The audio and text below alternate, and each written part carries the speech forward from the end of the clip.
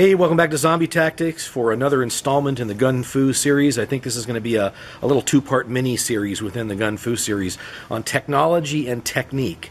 And it's inspired by any number of internet battles where people are fighting about what's the right way to do something. What's the right way to grip a handgun? What's the right way to load? You know, should you do it here or whatever? And people are always kind of, figuratively speaking, over the internet, pointing fingers. And they usually say things, well, the way we learned to do it in the Marines was this. Oh yeah, my dad was a contractor with Blackwater. This is how you do it. And that kind of shouting match that's going on. And there doesn't seem to be a lot of acknowledgement of the fact that these things develop over time and that there's not necessarily a right or a wrong or a best way. And sometimes what you think is the best way is something that is actually quite old or outmoded. It just happens to be the thing that you learn. Doesn't mean it's wrong. It just means there are newer ideas right now.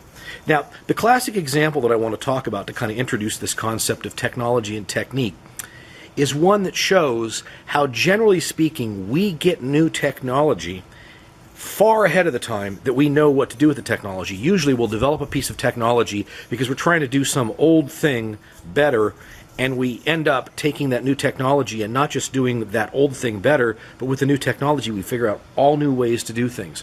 The classic example is the motion picture camera. When this was first invented, all they did is they said, it'd be nice if we could show plays to more people that can't come to a theater house or something like that. So they would stick a camera and they'd stick it on a tripod, just like this tripod is holding up my camera right now.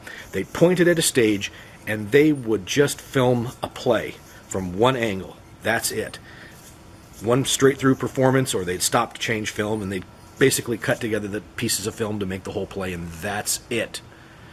Now, it was only later on, and it was far later on, that they actually said, we could pick up that camera and move it. And they started doing things like, well, we'll take a camera and we'll film some of these scenes on stage right close up, and other things, a long shot, or shoot some scenery, some establishing shots or whatever like that, and cut it together. And this is when modern movie making really started. They took that camera that was originally designed to just do an old thing in a slightly better way, and they did all new things with it. You wouldn't have somebody come along and say, wait a minute, you're moving the camera? That's not the way we've done it. That's not the way we've done it at all. That's not the way the Marines did it. That kind of thing. A new technology always first does the old thing better, and then later on we find new things to do with it. Now, what does this have to do with firearms? Well, if we go into the history of firearms, the first thing that we'll find is that a lot of times the technology first determines what we can do with something, and then later on the technology changes, but our techniques don't. Now, what's the example of this I want to use? Well, if we go back in time to the invention of the handgun, or the first things that we would acknowledge as a handgun, we find that they had these 8, 9, 10-pound things, heavy, sometimes 15-pound things that were barely portable. And we would recognize them as being a handgun, but they had a couple of things going for them. As I said, they weighed a lot, and they also had some irritating properties. One of them was that they produced an awful big plume of fire and smoke, and at the same time they weren't very reliable, which meant that they had an odd habit of blowing up in your hands when you use them.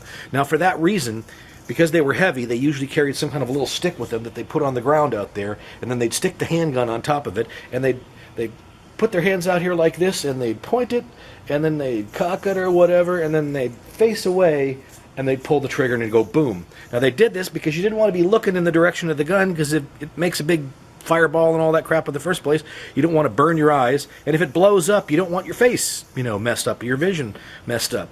Now, later on, what happened, of course, is the pistols got lighter and more reliable, meaning that you didn't have to have that stick out there to hold it up, and it wasn't going to blow up in your face. But guess what people kept on doing? They kept on putting the stick out there and aiming the handgun this way, and then looking away at the last second, boom, and firing, even though they didn't need to do that anymore. Why? It was tradition. That's the way they'd always been taught to fire a pistol, so now, even though the pistol's better, we're just going to do it the same old way. Sooner or later, people got rid of the stick. And they eventually got around to doing this and actually aiming with the gun straight out here. Now, this was, again, because, they knew that it wasn't going to blow up. And even though the gun was actually reliable enough that they didn't have to have it hold all the way out here, they didn't. Except people like pirates and privateers and people that were not in the military, to some extent police officers and things like that, they began to experiment with the fact that they could hold the gun right out here. They could actually hold it fairly close to their face, and they didn't have any fear of it blowing up in their face.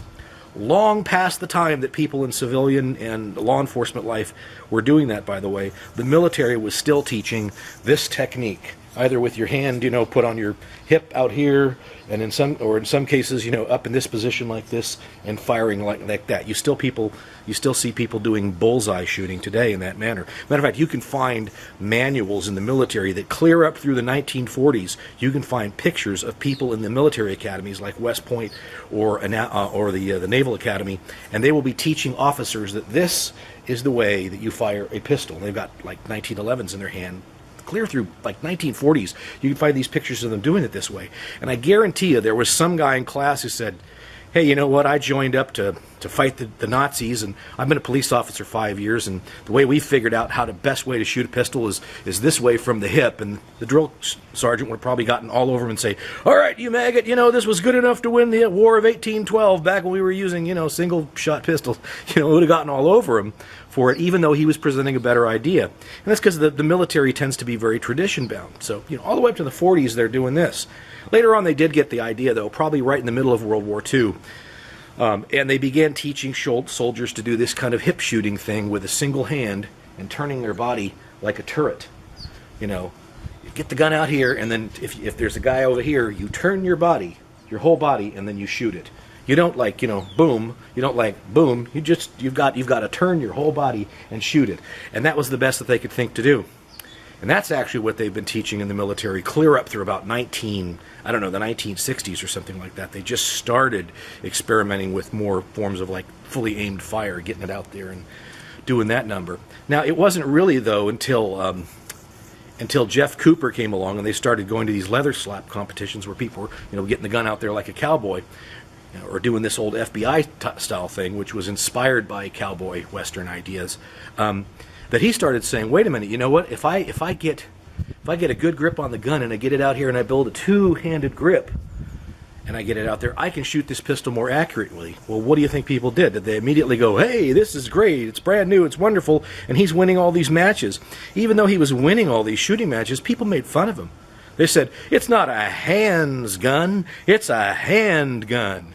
And if he would argue with them and say, yeah, but this is a better, faster way to shoot this pistol, and it's more accurate, they'd say, hey, this was good enough to win WW2, and this is the kind of thing that people would do. The technique always follows way behind the history. We had modern, slide-operated, semi-automatic pistols for, 50, 60 years before the military finally got hip to the idea that we can take a gun and put it out here and aim it like this. And, of course, we went through, evolutions with Weaver and isosceles and reverse isosceles, and people do car stuff and all that kind of thing. There's all this experimentation going on, which is a good thing. But the point is, the technology always goes way ahead of the technique, and we shouldn't automatically assume that we know what we're doing just because it's been bound by the tradition of whatever military unit that we've been a part of, or by our experience in the police. These things are always changing, they're not written in stone, and it's something that we have to do a little bit of thinking about.